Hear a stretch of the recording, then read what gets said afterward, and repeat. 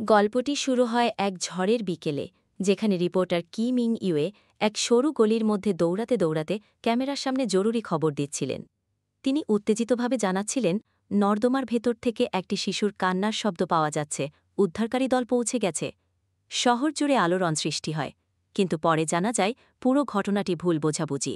আসলে একটি বিড়ালের ডাক ছিল সেটি। এই অপ্রত্যাশিত ঘটনার পর মিং ইউয়ে এবং তার ক্যামেরাম্যান ক্লান্ত হয়ে বসেন একটু বিশ্রামের আশায়। ঠিক তখনই মিং ইউয়ের ফোনে কল আসে লিংশিয়াও থেকে। সে জানতে চায় তার ছোট বোন জিয়ানের নতুন প্রেমিক সম্পর্কে। মিং ইউয়ে হতবাক হয়ে যায়, কারণ এমন কোনো তথ্য তার জানা ছিল না। অন্যদিকে অভিনেত্রী তাং ছান ফোনে তার প্রেমিকের বিশ্বাসঘাতকতা সম্পর্কে জানতে পেরে বিধ্বস্ত হয়ে পড়ে। পরে দেখা যায় তাং ছান তার মায়ের সঙ্গে দেখা করতে যায়, যিনি তাকে ভালো চাকরি না করায় বকাঝকা করেন। এতে তাংছানের উপর মানসিক চাপ আরও বাড়ে।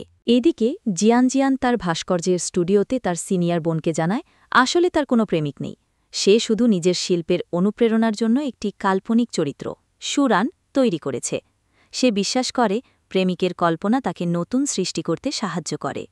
কিন্তু জিয়ানের সোশ্যাল মিডিয়াতে এই কাল্পনিক প্রেমিক সুরান নিয়ে রোমান্টিক পোস্ট দেখে তার ভাই লিংশিয়াও এবং পালক ভাই হিজিকিও দুশ্চিন্তায় পড়ে যায়। তারা মনে করে এই ছেলেটি জিয়ানের জন্য উপযুক্ত নয়।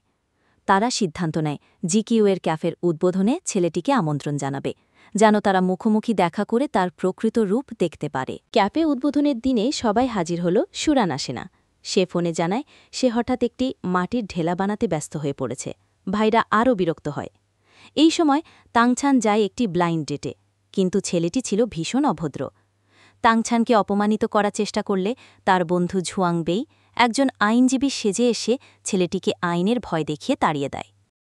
জিয়ানের ফোন বন্ধ পেয়ে লিংশিয়াও এবং হিজিকিউ উদ্বিগ্ন হয়ে পড়ে। তারা থানায় গিয়ে নিখোঁজের অভিযোগ করে।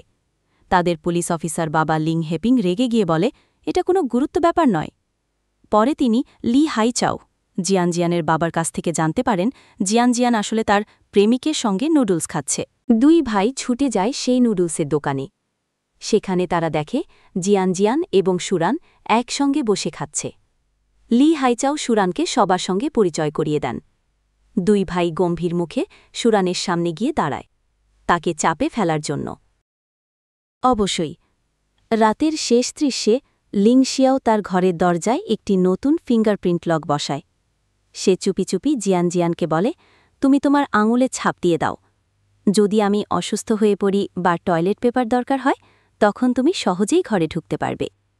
জিয়ান একটু হেসে তার আঙুল দেয়, আর আমরা বুঝি এই ভাই বোনের মধ্যে বন্ধনটা কত গভীর। Please subscribe and like, comment করুন। সাথে আপনার পছন্দের ড্রামা অথবা মুভি থাকলে শেয়ার করুন। আমি সেটা এক্সপ্লেন করার চেষ্টা করব। ভালো থাকুন সবাই, দেখা হচ্ছে পরবর্তী ভিডিওতে।